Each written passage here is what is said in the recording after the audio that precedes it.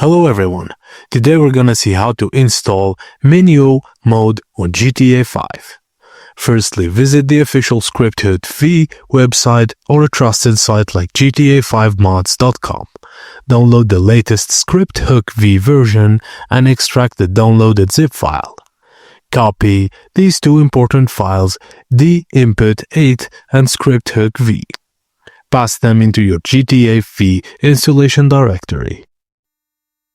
Just a tip, make sure you pass them next to GTA5.exe, not inside any subfolders. Now go to gtamods.com and search for Menyoo PC. Download the latest Menyoo files and extract the zip file with tools like WinRAR or 7-zip.